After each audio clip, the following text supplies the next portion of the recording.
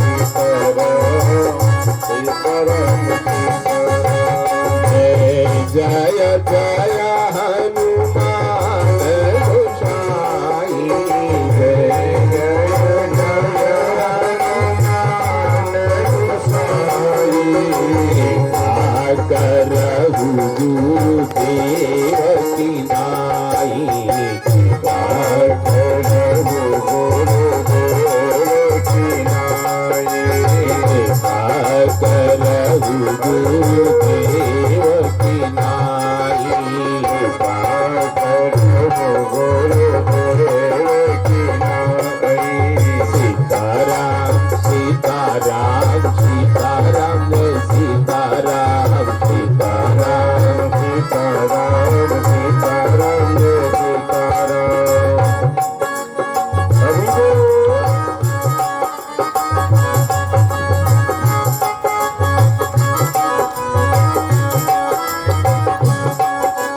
सागर शिवा ही नाई अब माता, सागर शिवा ही नाई अब माता, नहु बिसत राम गुण गाता, नहु बिसत राम गुण गाता, नहु बिसत राम गुण गाता, नहु बिसत राम गुण गाता।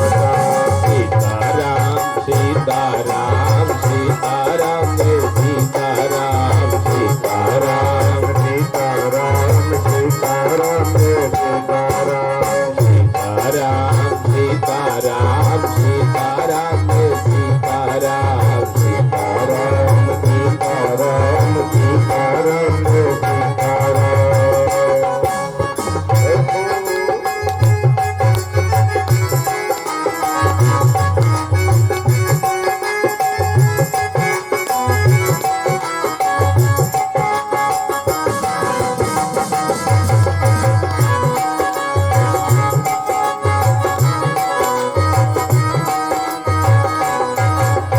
बोलिए भक्तवत्सल भगवान की। पुराण कहते हैं यहाँ कितनी दिव्यता है, और प्यारे उसी तीर्थराज की पावन धरा पर हम विद्यमान हैं राम कथा सुनने के लिए। देखो, आप प्रयाग आते हो, लेकिन यदि आपने प्रयाग का महात्मा नहीं सुना, नहीं समझा, तदनुसार आचरण नहीं किया, तो फल मिलने के बजाय अपराध के भागीदार हो जाते हो।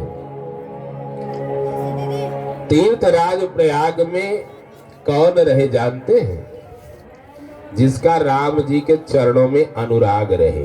ये पिकनिक मनाने वाले, मनोरंजन करने वाला स्थल नहीं है।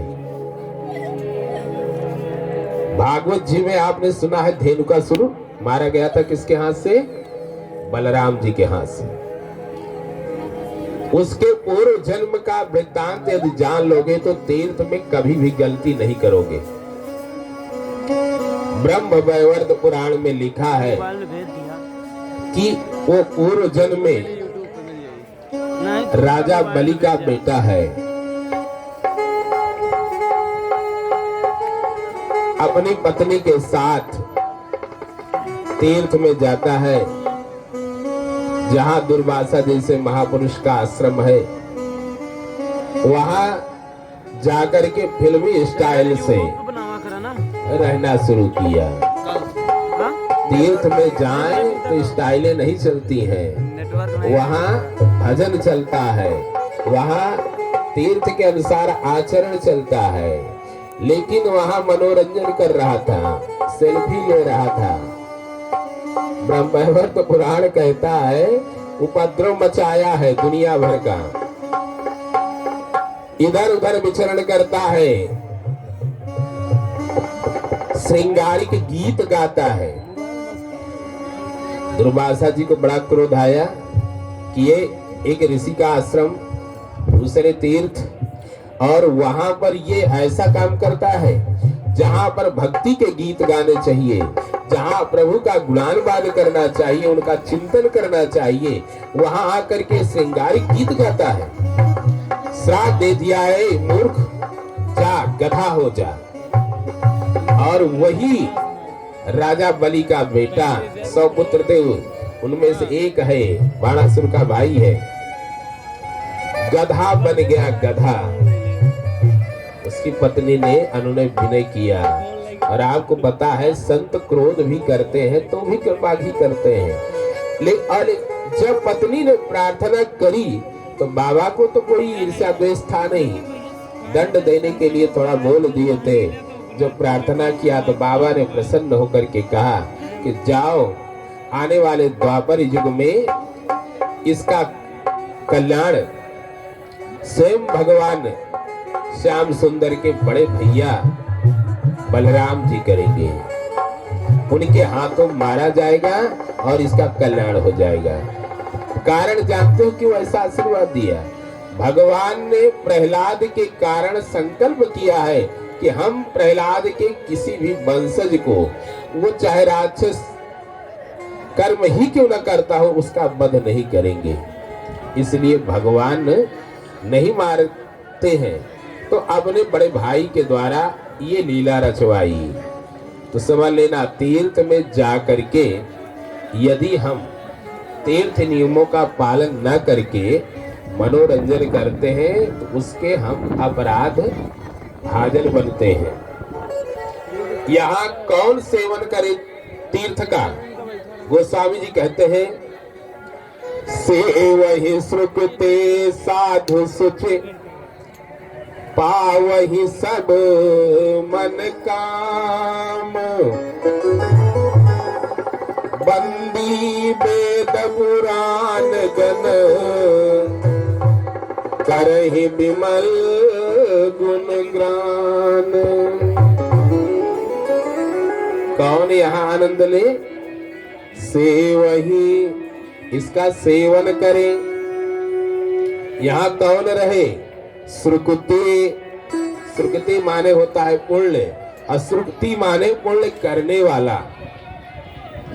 सेवहि सुकृति साधु।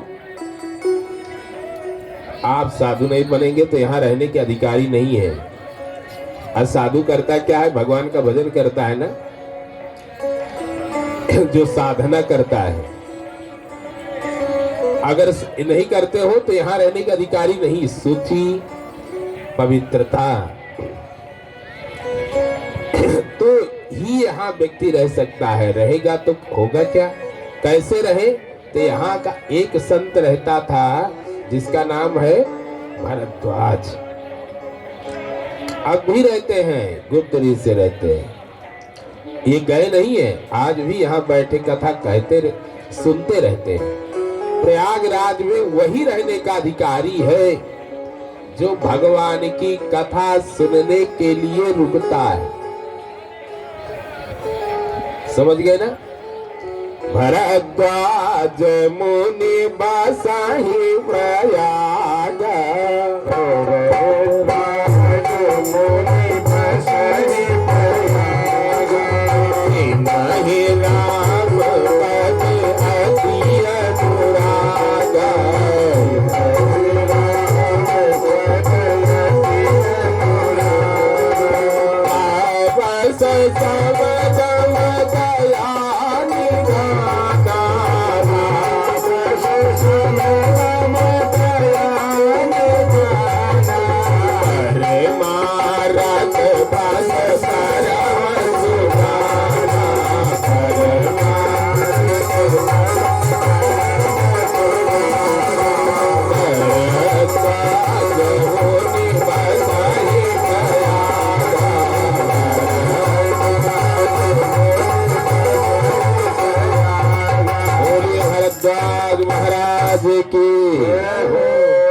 यहाँ कैसे रहे तो सुन लेना।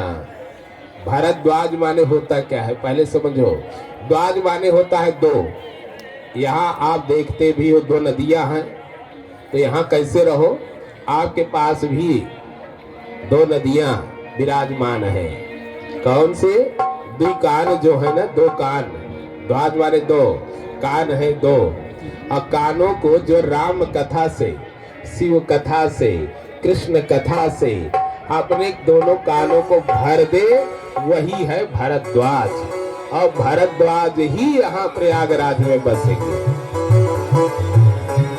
फिर दूसरा सूत्र हो, और कथा सुनेगा कौन? जिन्हि राम पद अति अनुराग। भरद्वाज को अनुराग था, इसलिए बाबा ने लिखा तिन्हि राम। लेकिन यहाँ अब वाले भरद्वाजों के लिए क्या है? जिन्हि राम पद अति अनुराग। जिन्हि राम पद अति अनुराग। राम जी के चरणों में अनुराग हो, फिर तपस्वी हो, मन का समन करे, तापस सम दम जितेंद्री होकर के यहाँ रहे। दम का मतलब है इंद्रियों को बस में करना, सम का मतलब होता है मन को बस में रखना, तापस सम दम। और इतने गुण के बाद एक गुण आना बहुत जरूरी है, कौन? दया निधाना। ये बाढ़ हो तो धक्का मुक्की करके नहीं जाना चाहिए, अगले को पहले आराम से जाने दो, तब अगर धक्का दिया नहीं तो गंगा मैया रुष्ट भई नहीं। परमार्थ पथ में का पूर्ण ज्ञाता बनना चाहिए, तब यहाँ रहे। और ऐसे भरद्वाज में जो रहेगा तो पावहि सब मन काम, अपनी मन कामना सिद्ध कर लेंगे। एक बात बताइए, जब आप चाहे गंगा जी के सानिध्य में हो, चाहे दुर्गा मैया के सानिध्य में हो, या भगवान के सन्मुख होते हैं, तो कहते हैं ना मनोकामना सिद्ध हो। लेकिन मनोकामना शुद्ध शब्द नहीं है। शुद्ध शब्द क्या है? मन कामना। मन कामना, मनोकामना भी व्याकरण से सिद्ध होता है, लेकिन तुलसी कहीं मनोकामना नहीं लिखते। वो कहते हैं मन कामना सीत नर पावा, मन कामना सीत नर पावा। यही कथा तपत सजिगावा, कथा तपत सजिगावा। सुन सिया साथ आशीष हमारी, सुन सिया साथ आशीष हमारी। पूजी है मन कामना तुम्हारी, पूजी है मन कामना तुम्हारी। बोलिए गंगा मैया से। मन कामना मानस का शब्द है। अब मानसकार ने 4 प्रयाग का वर्णन रामचरित मानस में किया और एक का वर्णन गीतावली में किया। प्रयाग कितने? 5। मानसकार ने 5 प्रयाग का वर्णन किया। एक तो तीर्थराज आप देख रहे हो गंगा जमुना के मध्य में, अक्षय वट उधर विराजमान, बेणी माधव जी विराजमान। ये क्षेत्र क्या दिव्यतम है, जिसके लिए बाबा ने कहा कि चवर जमुना और गंगा तरंगा, चवर जमुना और गंगा तरंगा। देखी बूही हारी गंगा, देखी होई हारी गंगा। सही सताय प्रयाग बाबू, सही सताय प्रयाग बाबू। सपुंग कुंजर मित्राऊ,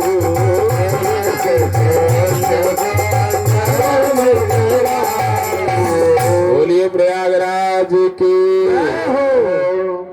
देखो भैया, यहाँ गंगा जमुना छोर डुला रही है, अक्षय वट विराजित है, बेणी माधव सरीखे 12 माधव का वर्णन यहाँ आया है। इतना सब कुछ दिव्य है। ये तो जड़ प्रयाग है, जहाँ पे आप दिखता नहीं, बस केवल ये सूत्र भगवान ने यहाँ दिया और विराजित रहते हैं इनके कण में, इनके चरण रज में, धूल में रहने की बड़ी महिमा है। रात्रि निवास करने की महिमा है। और इसमें रह करके करे क्या? तो यहाँ केवल एक प्रयाग नहीं आता, एक प्रयाग और आता है। वो कौन सा प्रयाग है? मुद मंगल माया शांत समाज,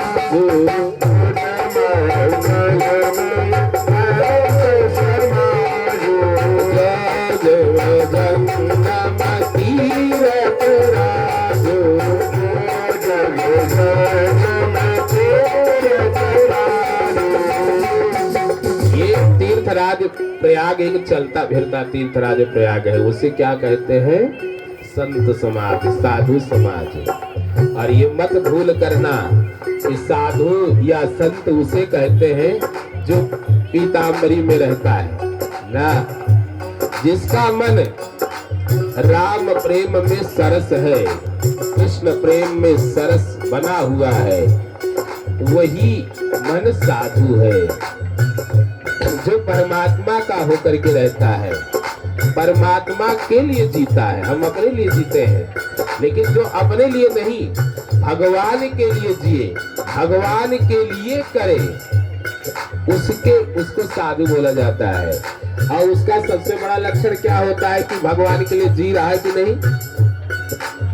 तो जो जिनके मन में परहित की भावना होती है, तो समझ लेना कि वो चाहे स्त्री हो चाहे पुरुष हो, वो कोई भी क्यों न हो, वो सब संत कहलाते हैं। कौन कहलाता है? जो परहित की भावना जिसके अंदर दया करुणा ममता विद्यमान है, ऐसा व्यक्ति चाहे वह स्त्री हो चाहे पुरुष हो, उसे संत कहते हैं। और संत का मतलब ये है कि जिसके सांसारिक चर्चा का अंत हो गया हो, संसार की चर्चा न करके जो परमात्मा की चर्चा करे, उन्हीं की कथा का श्रवण करे, तो वो कौन है? वो संत है। अब आप बताइए, यहाँ अगर आकर के आप संसार की चर्चा करते हो, घर परिवार की चर्चा करते, तो आने की क्या जरूरत है? वहीं बैठे रहिए ना घर पे। यहाँ आने की कोई आवश्यकता नहीं। यहाँ आकर के केवल और केवल भगवान का गुणानुवाद सुनना चाहिए, सिर्फ केवल भगवान का गुणानुवाद। तो संत समाज में राम भक्ति की गंगा होती है, विधि निषेध की जमुना विराजमान है, ब्रह्म विचार की सरस्वती है, भगवत प्रेम अपने धर्म पर जो निजी विश्वास है प्यारी, वही अक्षय बट है। और उसे ही आनंद मिलता है हरिहर कथा विराजत बेनी। यहाँ जो भगवान शिव और नारायण की कथाएं होती है ना, यही त्रिवेणी है। और जब यह स्नाति मानसे तीर्थे स याति परमाम गति, जो इस तीर्थराज प्रयाग में स्नान करता है वही मुक्ति पाता है। बाकी आप चाहे मांगो या ना मांगो, जैसे दुख आता है वैसे सुख भी जबरदस्ती आता है। आप मत सोचना कि हमने मन्नत मानी तभी आया। राम बन न जाए इसके लिए दुनिया अयोध्यावासी कितनी विनती करते रही है, को किसी देवता ने सुना नहीं। लेकिन जो होना है वो तो होता है। इसलिए आप पहला काम करिए। अगर अपनी मनोकामना चाहते हैं कि सिद्ध हो तो करें क्या? सुनि समुझाई जन मुदित मन, सुनिए और समझिए प्रसन्न मन से। मज्जहि अति अनुराग, फिर प्रेम के साथ मज्जे में होता है स्नान करना। लाहि चारि फल अछत तनु, साधु समाज प्रयाग। और प्यारे शरीर के रहते ही जो जो चाहोगे वह मिल जाएगा, जो चाहोगे वो मिलेगा। और इसीलिए हम लोग यहाँ जब आए हैं ना, तो करें क्या?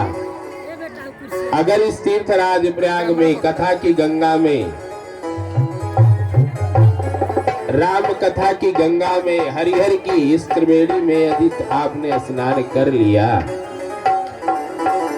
तो मज्जन फल पेखी तत्काल, मज्जन फल पेखी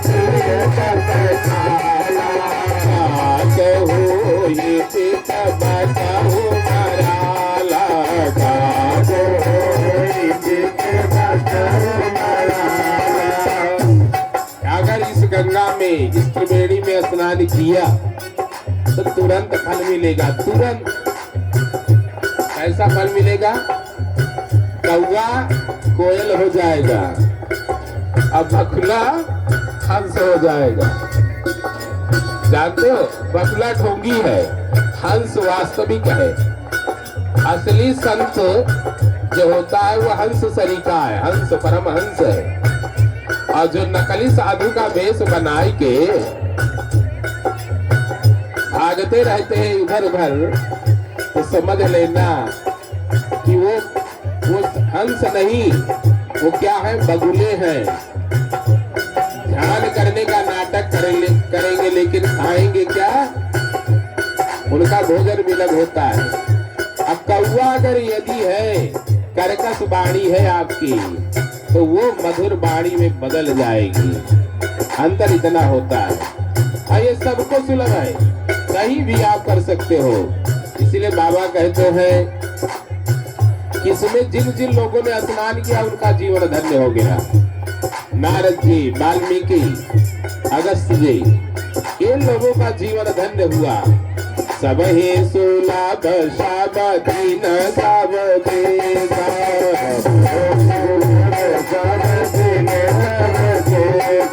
सेवक सादर समन करेगा,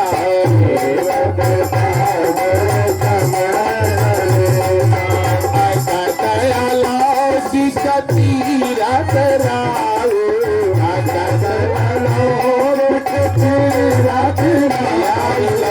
तीर्थराज नहीं, जिसकी महिमा कोई गा ही नहीं सकता। एक बात बताऊं, जब यहाँ के तीर्थराज प्रयाग में भरत जी आए स्नान करने के लिए, तो उनको किसी ने कहा कि यहाँ जो मांगिए मनोकामना सिद्ध हो जाती है। तो उन्होंने कहा हमारी भी एक कामना है, मैं भी अपना धर्म परित्याग करके मांगता हूँ। कौन सी कामना है? तो कहा अर्थ नहीं चाहिए, धर्म नहीं चाहिए, काम नहीं चाहिए, मोक्ष नहीं चाहिए, चारों चीज नहीं चाहिए। अब चाहिए क्या? राम जी के चरण में प्रेम चाहिए। तो तीर्थराज आज तक इतने लोग आते हैं, कभी तीर्थराज बोले हैं? ये तीर्थराज प्रयाग कभी बोले? लेकिन नहीं, जब एक साधु आया उसके लिए बोल पड़े। कौन? तीर्थराज प्रयाग। और उस मान्यता क्या है कि सीता राम चरण रति मोरे, सीता राम चरण रति मोरे, अनुदिन बढ़ई अनुजा तोरे, अनुदिन बढ़ई अनुजा तोरे। तीर्थराज प्रयाग, सुनता हूँ कि आपसे जो भी मांगे उसकी मांग पूरी करते हो। तो आज ये भरत भी क्षत्रिय धर्म देना जानता है, लेना नहीं, लेकिन मैं वो धर्म परित्याग करके आपसे मांगता हूँ कि आप मुझे सीताराम के चरणों में प्रेम दे दे। लेकिन प्यारे, यहाँ तीर्थराज प्रयाग के पास चार चीज है, ध्यान देना।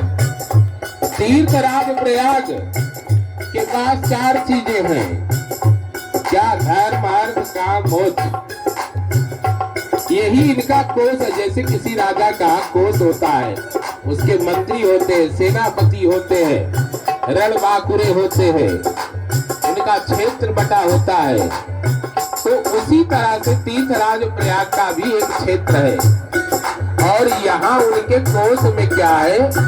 चार फल है, धर्म, अर्थ, काम, मोक्ष। अब ये पांचवा प्रेम कहाँ से लावे? पांचवा फल आवे कहाँ से? तो वो बोल पड़े कि सारी भरत भैया क्षमा करिएगा, जो आप मांग रहे वो मेरे पास है ही नहीं है। लेकिन एक बात है भरत भैया, बोले कहा कि तात भरत तुम सब विधि साधु, भरत तुम सब विधि साधु, तात भरत तुम सब विधि साधु, भरत तुम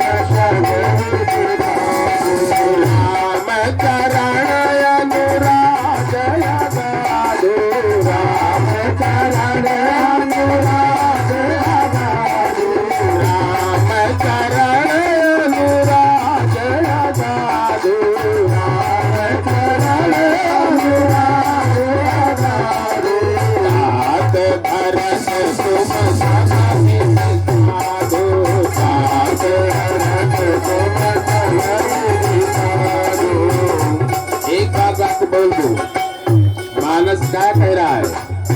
तीर्थराज प्रयाग किसको साधु बोलते हैं? जटा मुकुटधारी वाले को साधु है। हमारे राघवेंद्र सरकार भी बन जाने लगे तो सोचा कि मुनि भेष का तो वस्त्र धारण कर लिया, लेकिन अगर जटा बनाई नहीं तो पिता 6 दिन बाद मरने वाले हैं। आज ही इनके प्राण पते उड़ जाएंगे। इसलिए राम जी तीसरे दिन जटा मुकुट बनाए हैं। कहाँ पे? श्रृंगवेरपुर में। वहां भगवान राम वट वृक्ष का दूध मांगते हैं। अपने बालों को जटा का बना करके मुनि भेष बनाते हैं, साधु भेष बनाए। लेकिन प्यारे भरत भैया तो राजसी वस्त्रों में आ रहा है, लेकिन उसके लिए कौन बोल रहा है? तीर्थराज प्रयाग बोल रहा है कि तात भरत तुम सब वेद साधु, तात भरत तुम राम चरण राग अगाधु, राम चरण भैया बात बढ़ाओ, राग अगाधु, तात भरत तुम सब विधि साधु,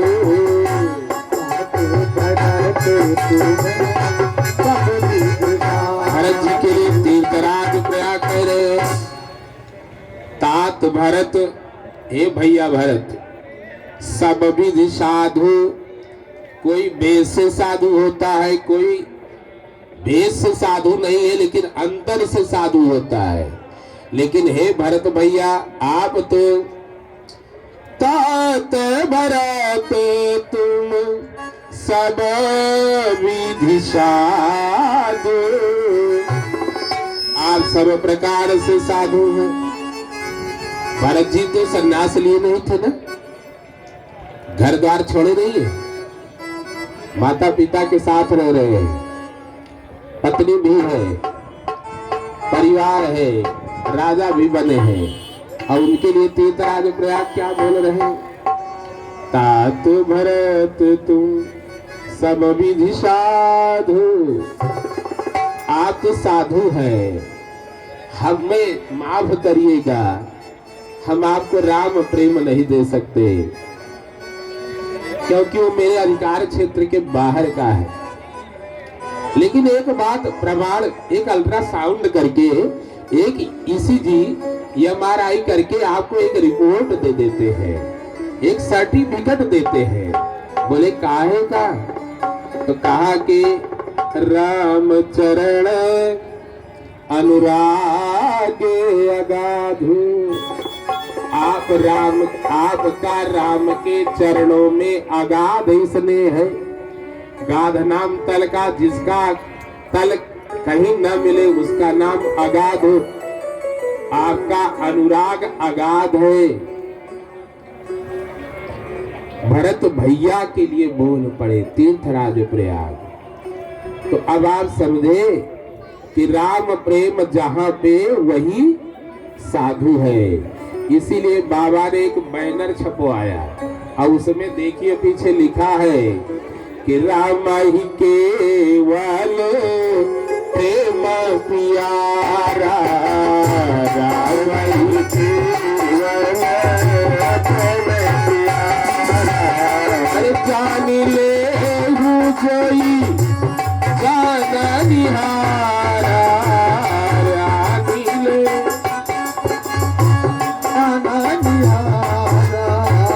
राम ही केवल प्रेम प्यारा,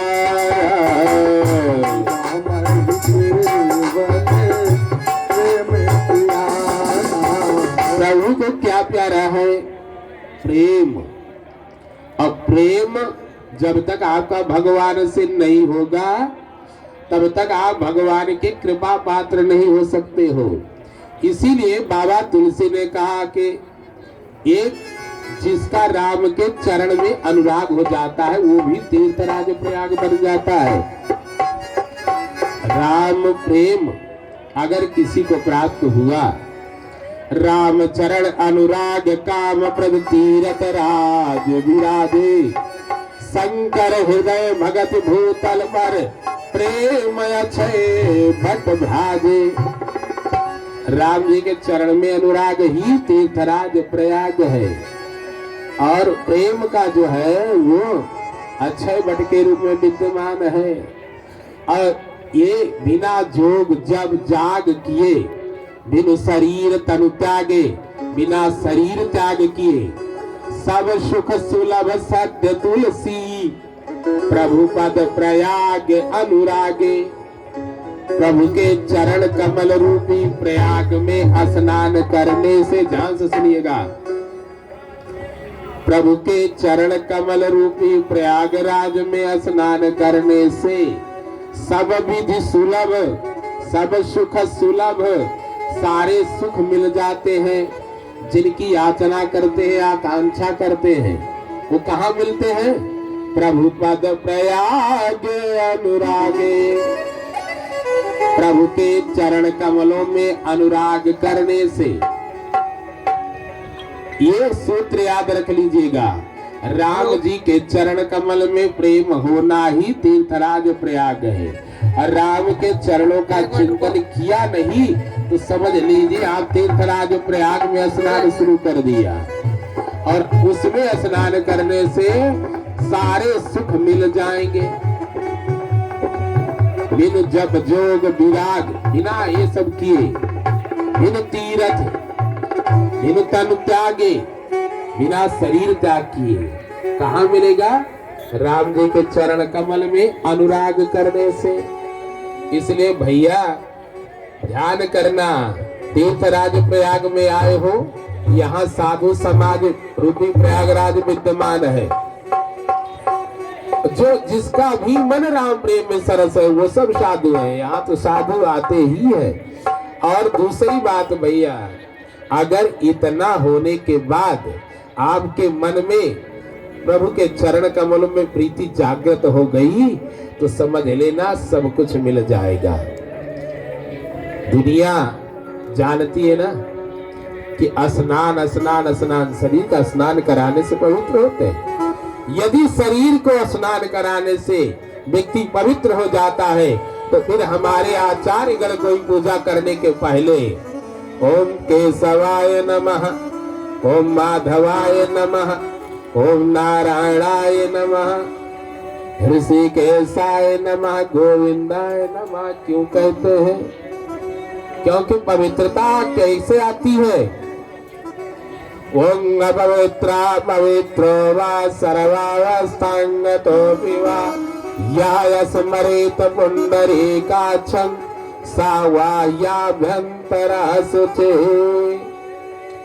जो भगवान का स्मरण करता है, ध्यान से सुनिएगा मैया, यह स्मरित, जो स्मरण करता है पुंडरीकाक्षं, पुंडरीक भगवान का, नारायण का, राम जी का, तो सा वह बाह्य बाहर आभ्यंतर अंदर पवित्र हो जाता है।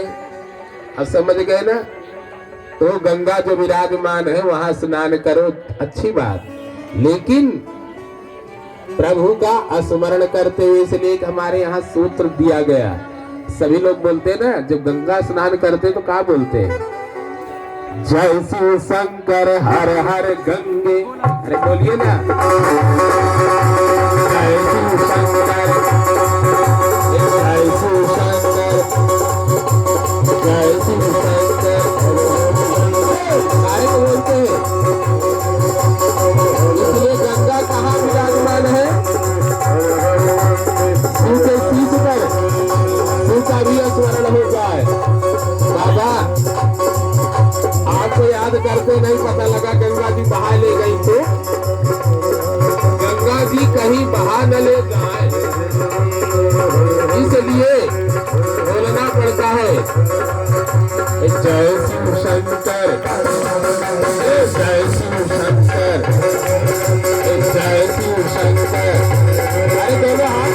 बोलना जय शिव शंकर, जय शिव शंकर, जय शिव शंकर। बोलिए गंगा मैया की। गंगा मैया कृपा कब करेंगी? जब भोलेनाथ को भी याद करोगे। नहीं एक डुबकी में आप नीचे गए, शायद ऊपर ना आए तो तब तक ये कोरोना लग गया। हाँ, वहाँ कोरोना हुआ होगा, इसलिए उनको वही छोड़ दिए। अरे भैया, वो गंगा है। अब गंगा कहाँ से निकली है? चरण से निकली माँ गंगा प्यारी, चरण से निकली माँ गंगा प्यारी, जिसने सारी दुनिया तारी, जिसने सारी दुनिया तारी। इन चरणों से मैं दर्शन पाऊं, इन चरणों से मैं दर्शन पाऊं।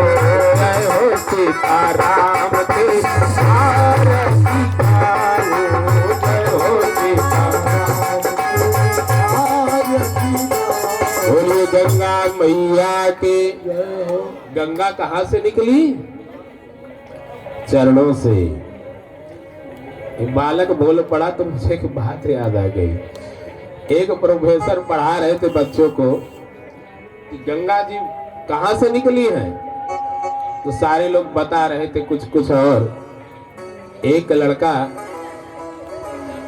ने कहा कि जब गंगा गंगोत्री से निकली है, गोमुख से निकली है, तो पढ़ाने वाले जो थे भूगोल के लेक्चरर साहब, उन्होंने कहा चुप, गंगा जी गोमुख से नहीं निकली है। फिर कहां से निकले हैं? तो कहा गंगा जी पटियाला नहर से निकली है। तो सारे बच्चे विरोध करने लगे, जितने छात्र छात्राएं थी। उन्होंने कहा सर आप गलत पढ़ा रहे हो, हम बचपन से सुनते आए हैं, कक्षा 5 से और इंटर तक सुनते आए, और जब बीए में आ गए तो गंगा जी गोमुख से पटियाला नहर चली आई। तो बड़ा चिल्लाए। तब तक प्रिंसिपल साहब जा रहे थे, उन्होंने हल्ला सुना तो आ गए, बोले क्या है?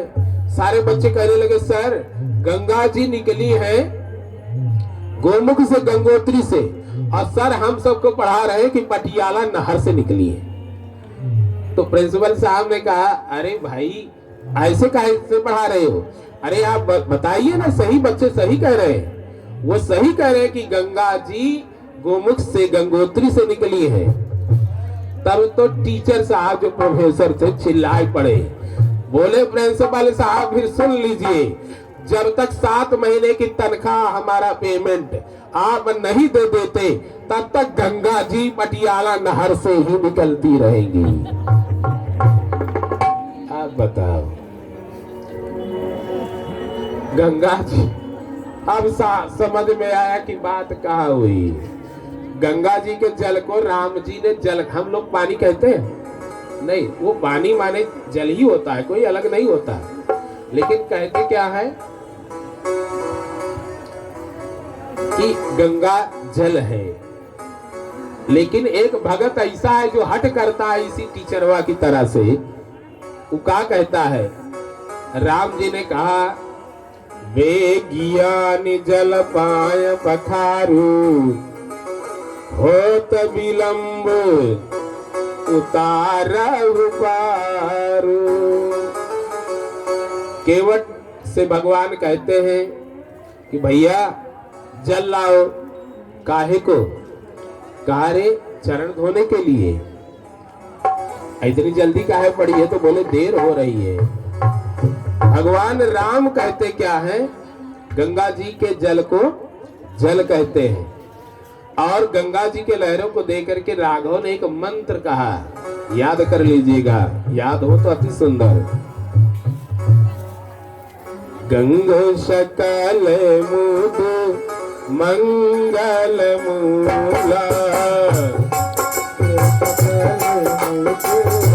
मंगल मूला करनी हरनी सब सूला, दुख करनी हरनी सब सूला। इतना बड़ा महामंत्र राघव देते हैं। और जल की बात करते हैं राघव, लेकिन केवट कहता है ना, अगर ये गंगा जल होता तो हमारे पूर्वज इसी में नाव खेते खेते मर गए, आज तक उद्धार नहीं हुआ। और कहते गंगा जल डाल दो तो मुक्त हो जाते। जब हमारे पूर्वज तरबे नहीं भये तो हम जल नहीं मानेंगे। इनको तब तक हम पानी करेंगे जब तक हमारे पूर्वज तर नहीं जाएंगे। इसीलिए बाबा ने लिखा क्या है कि केवट राम राजाय सुखावा,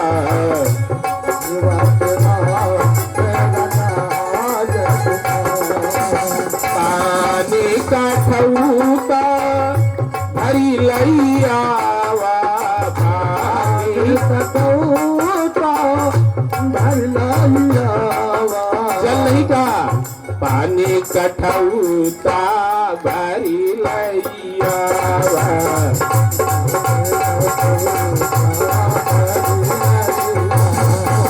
एक बात बताओ प्यारे, महात्मा लोग बहुत जोर लगाते हैं कि केवल गंगा जल नहीं लाया था, पानी लाया।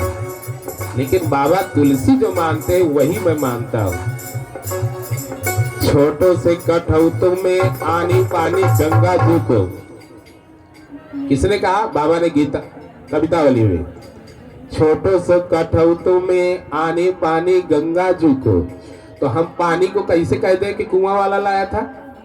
महात्मा लोग कहते हैं कि केवट नहीं लाया था गंगा जी का, क्योंकि गंगा जी में कण होते हैं ना, बालू होते हैं। और उसको समस्या किससे है? कण से है। अरे चरण कमल राज काहू सब काई,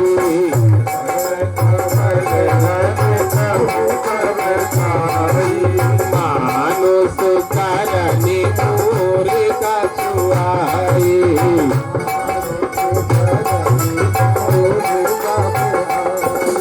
छुअत सिला भई नारी सुहाए, छुअत सिला भई नारी सुहाए, आहन तेन काट कठिनाई।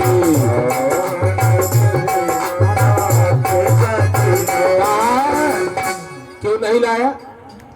क्योंकि गंगा जी के जल में कण होते हैं और कड़े से समस्या है। चरण कमल रज में लगा तो कठौत ये नाव भी गई काम से, तो इसलिए वो नहीं लाया।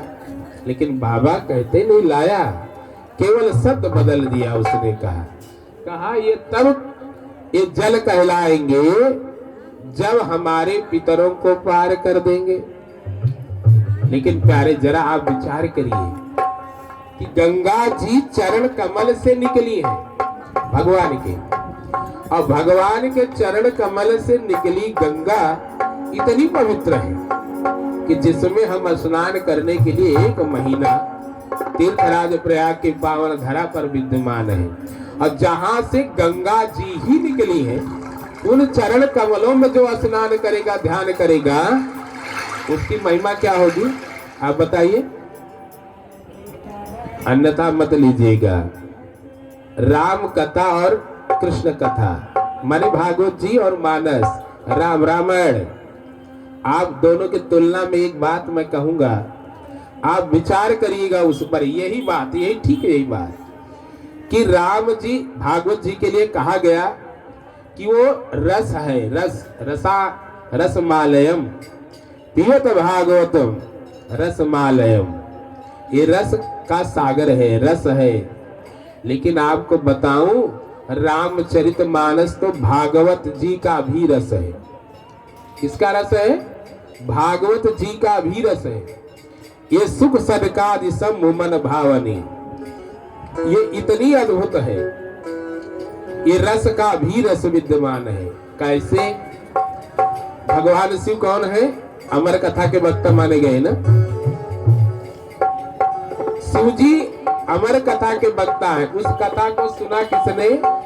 एक अंडे में रहने वाले जीव ने। अब वो क्या बन गया?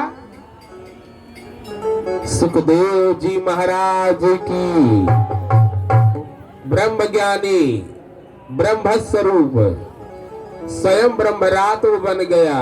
कौन? वो अंडे से निकला हुआ छोटा सा पक्षी, तिर्यक योनि वाला, वो बन गया सुखदेव, भागवत जी का वक्ता, जिसने परीक्षित को सुना के मुक्त कर दिया। अब आप विचार करिए कि जिनके मुखार बिंद से निकली कथा सुनी पक्षी ने, तार दिया परीक्षित को, अगर उस शिव के मुख से जो कथा निकलती है उसे सुनने पर क्या हालत होगी? तो शिव जी कौन सी कथा गाते हैं? राम कथा ने तो शिव जी गाए,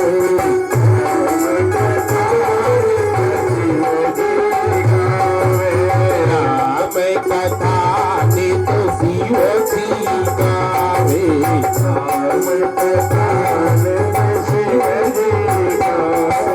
कौन गाता है राम कथा को?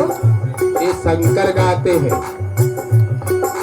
इसीलिए प्यारे, अगर जो शिव जी ने जिसका गायन किया है उसके लिए वो माता, अब देखो वो जनता को नहीं सुनाते, क्योंकि ये नियम है, जो ना सुनना चाहे जबरदस्ती सुनाओगे तो अपराध लगेगा।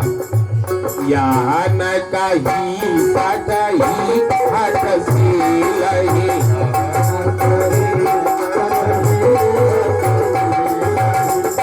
मन लाई न सुनी हरि लही,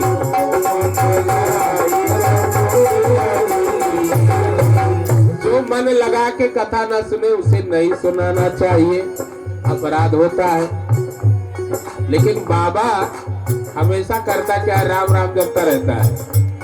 और पार्वती मैया ने देखा तो उनके चरण में आ गई और उन्होंने भगवान से प्रार्थना करी कि आप मुझे कथा सुनाएं। तो भगवान शिव ने श्रोता किसको बनाया? अपनी पत्नी को। आपको ऐसे श्रोता वक्ता मिलेंगे? आपको बता दूं, भागवत में एक ऋषि है, नाम है करदम, 10,000 तपस्या करता है। मांगता क्या है भैया? मांगता क्या है कि जब भगवान उसके सामने आए, प्रसन्न हुए, मांगो, तो कहता है कि हमें सुशीला सुलक्षणा पत्नी दे दीजिए। अब आप बताइए, ऋषि को अच्छा मानोगे या बुरा मानोगे? भागवत सुनते हो ना?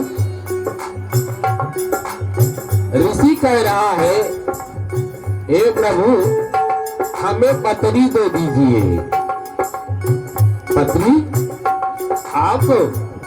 हाँ। बोले काहे को चाहते हो पत्नी? भगवान ने सुना तो उनको लगा, अरे मेरी माया का प्रभाव तो देखिए कि बाबा भी पत्नी ढूंढ रहा है।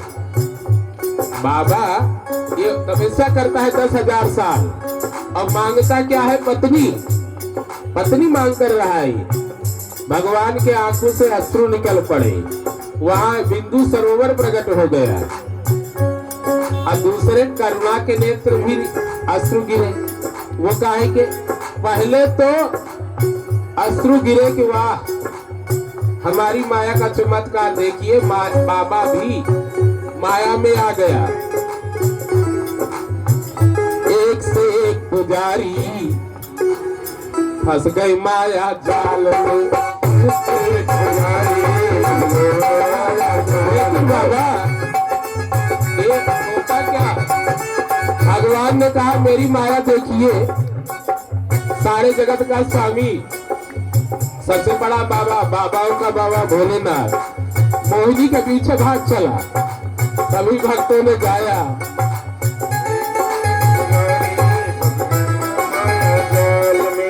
एक से एक पुजारी फंस गए माया। लेकिन बाबा विश्वनाथ किसके पीछे भागे? माया के कि मायापति के? पंडित जी, आजकल प्रयागराज में आने वाली जनता महाराज श्री किन्नर अखाड़े में जाती है। कहाँ जाती है? जो बेचारे विधाता के श्राप को भोग रहे हैं, इसी तरह अपना जीवन धन्य बना रहे, वहां मान्यता करने जाते हैं। वहां रे रघुनाथ जी की माया। और यहाँ राम जी को क्या बोलोगे? मोहिनी अवतार है ना भगवान का, 24 अवतार में एक अवतार। बोलिए मोहिनी नारायण की। लेकिन आप बताइए, मोहिनी नर थी के किन्नर थे कि किन्नर थे? भगवान कौन थे? अब भगवान शंकर अगर सुंदर स्त्री को समझ के दौड़ाए थे, तब वो सही था कि मायापति थे? कौन सही था? तो बाबा, वो नारायण के पीछे चलने की लीला है।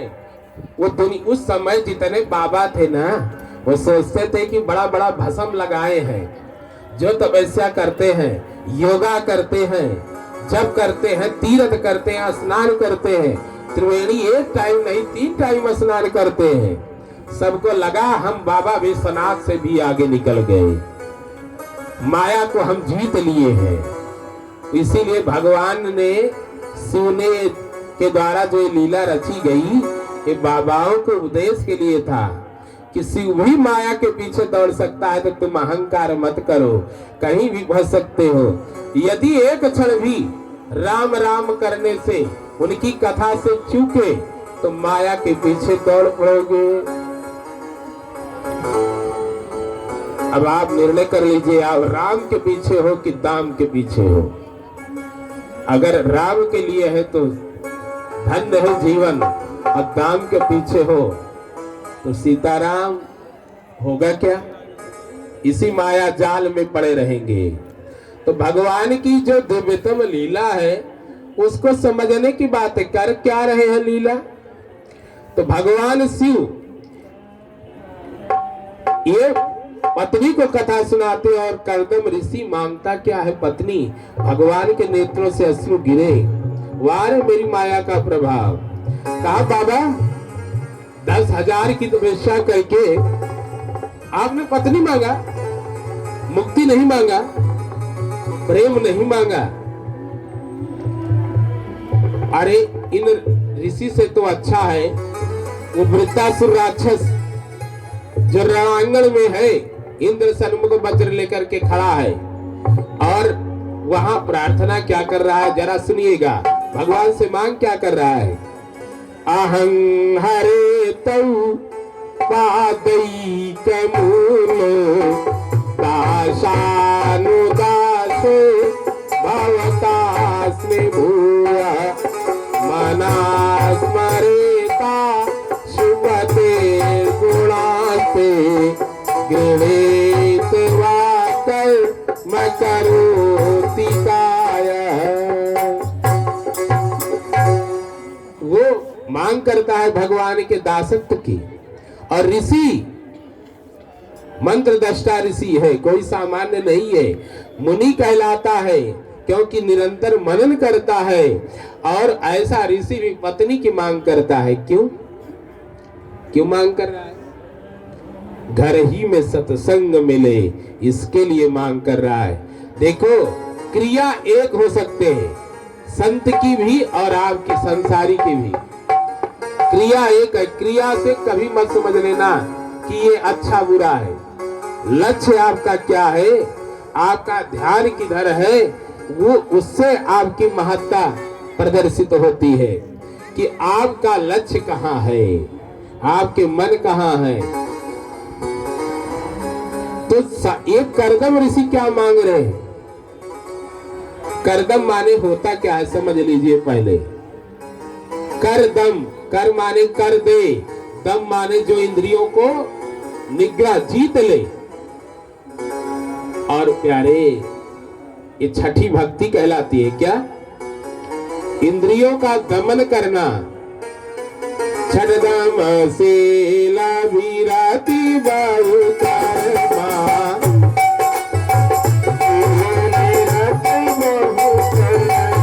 सोनी भैया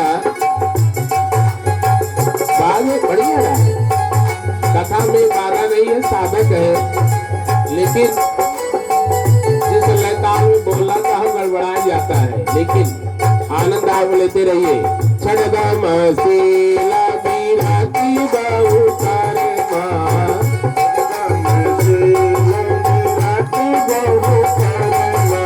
निरत निरंतर सज्जन धर्मा, निरत निरंतर सज्जन धर्मा। भक्ति है क्या? दम माने होता है इंद्रिय का निग्रह करना। कर दम, जो अपनी इंद्रियों का निग्रह कर दे, ऐसे हर भक्त का नाम, ऐसे हर जीव का नाम क्या है? करदम। करदम भगवान कैसे पाया? वो सरस्वती नदी के किनारे रहा। सरस्वती माने विवेक, ज्ञान के किनारे। ज्ञान पूर्वक जीवन जीना सीखो। और करना क्या है? तब जब तपस्या करोगे तो नारायण मिलेंगे, और नारायण आएंगे तब उपहार क्या देंगे? सुशीला पत्नी का वरदान मांगता है। एक बात बताइए, जब विवाह होता है प्रथम वचन माना गया है कि आज से हम जो योग यज्ञ जब तक व्रत यज्ञ आदि करेंगे उसमें आपको साथ रखेंगे। पुरुष 7 वचन में एक वचन लेता है, दोनों का फाइनल होता है। लेकिन कितने लोग ऐसे हैं जो एक साथ भजन करते हैं? पत्नी करती है तो पति का आता पता नहीं रहता, पति होता है तो मैडम जी का आता पता नहीं रहता। एक आदमी भांग के नशे में था, उसने हमसे कहा महाराज जी, हमने कहा हाँ। कहा जब मैं मोहम्मद रफीक होता हूँ तो हमारे पद में चाचा भी लगते थे। बोले जब मैं मोहम्मद रफीक होता हूँ तो आपकी चाची लता मंगेशकर होती, लेकिन मैं जब भीषम पितामह होता हूँ तो तुम्हारी चाची का पता नहीं होता है भांग के नशे में। अब बताओ, विवाह करने वाले व्यक्ति अपराध कर रहे हैं कि नहीं कर रहे हैं? वचन तोड़ रहे हैं। हमारे शिव भगवान को देखिए, कथा सुनने जाते हैं तो विवाह का पहला वचन निभा रहे हैं। कथा सुनने गए तो किसके साथ गए? भवानी जी थी कि नहीं? हीरो होंडा पे चढ़ के गए। अब हीरो होंडा आया है ना कलयुग में, पहले नंदी जी थे। नंदी जी को 2 सींग है कि नहीं है? और बैल योगी मोदी के साढ़ बोलते कैसे? जो साढ़ आता है, साढ़ नंदिया, तो हुंकार भरता हुआ चलता है कि नहीं चलता? चलता है ना। वो हारन है, हारन क्या है? हारन है।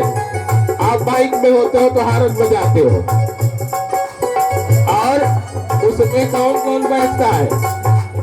पूरा घर नहीं बैठ सकता भैया, असली में 2 ही लोग बैठ सकते हैं।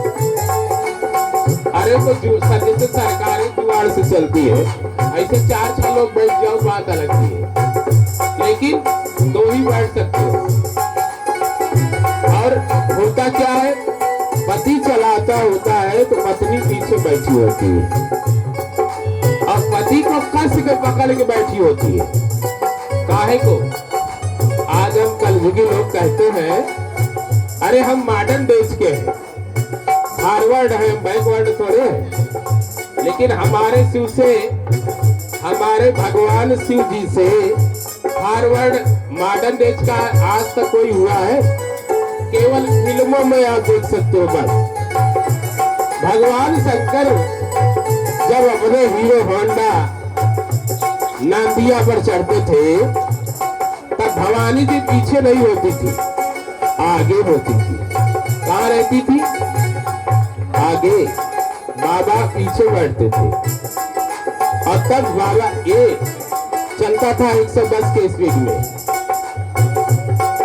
अब कलयुग आया तो लोग कहते हैं हम मॉडर्न देश हो गए, हम मैडमों का बड़ा सम्मान करते हैं। खाक करते हो, पीछे बिठला देते हैं। 110 के स्पीड में अपाची जब चलती है तो पति सोचता है भैया कि गिरोगी मर जाओगी कोई चिंता नहीं, इसलिए कि इंटरनेट के जमाने में एंड्रॉइड फोन होने के साथ में एक घर वाली और एक बाहर वाली का चक्कर आ गया। अब तुम जाओगी तो दूसरा तैयार है, एक अरेंजमेंट वाली है और एक प्रेम वाली है, जाओ। लेकिन वारे कलयुग की देवियां भी बड़ी अद्भुत है, वो कस के पकड़ के रखती है कि चाहे जितना भागो, लोअर कोर्ट से सुप्रीम कोर्ट तक हम 7 जन्म तुम्हारे साथ छोड़ने वाली नहीं है, कस के पकड़ के रखती। वारे प्रभु की लीला। ये कथा में जाए तो भैया कैसे जाए। हमारे यहाँ का एक बाबा है, राजा है स्वामी मनु, जब तपस्या करने गया, तीर्थ में गया तो कहाँ किसके साथ गया? बड़े वैस राजा सुता ही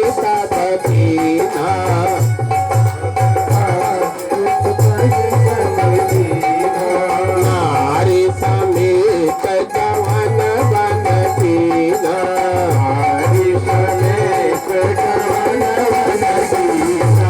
इसके साथ गए, बोलिए ना, पत्नी के साथ गए ना। काहे के लिए गए? हर विवाह करने वाला व्यक्ति यदि पत्नी को छोड़ के कथा में जाएगा, तीर्थ में जाएगा, अपराध का भाजन होगा। पत्नी भी अगर पति विमुख है तो कोई बात नहीं, लेकिन अगर वो परित्याग करके जाती है तो अपराध का दंड का पात्र बनेगी।